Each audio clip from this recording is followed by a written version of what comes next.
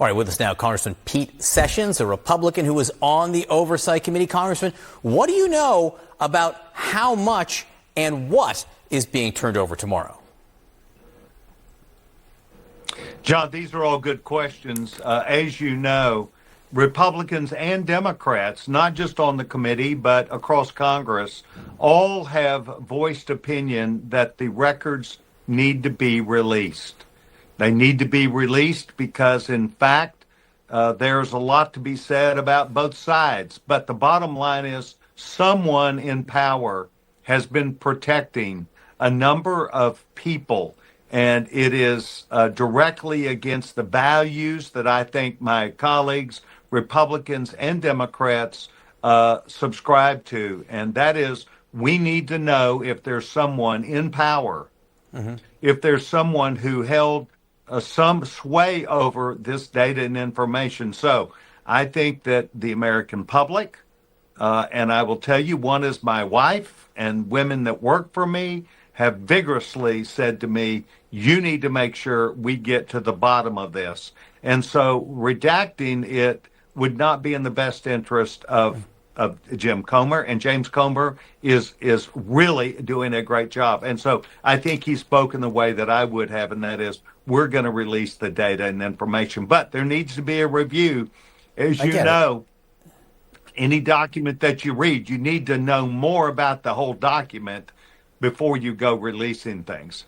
Anything less than turning over all their documents, anything less than that, would that be satisfactory to you?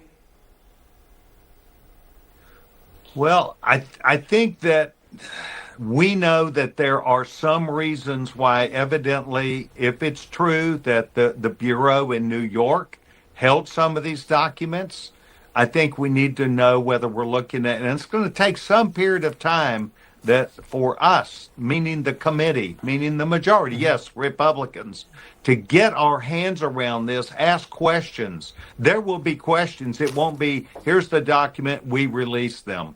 And I think that we have to have data and information. But let me assure you that there are members on our side and their side that will be very vigorous about getting to the bottom of this. And that means that you get to see the data too. Even the media has, I believe, an intrinsic belief that they need to see this.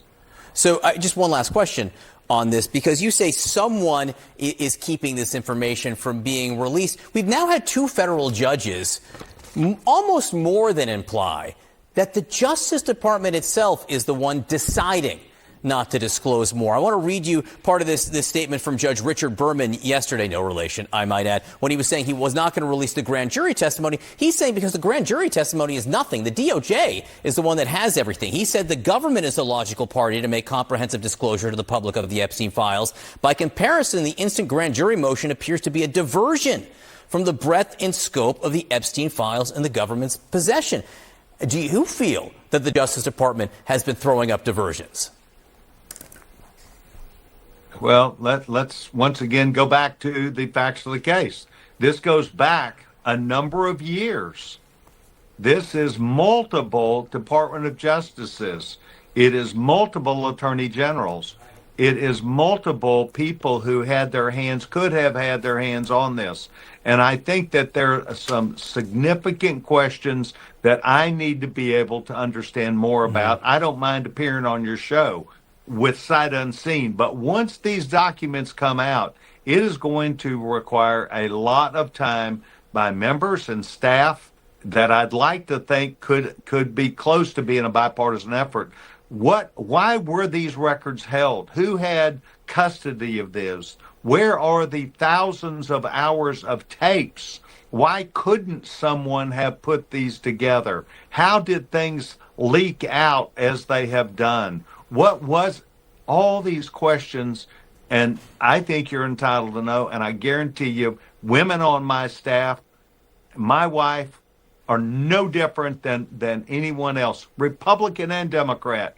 And it sounds like I'm jumping up and down saying, we're going to get it, we're going to get it. We got to see what we get first to know whether we think we got it all. And I think we will find a common denominator to release it without redacting it.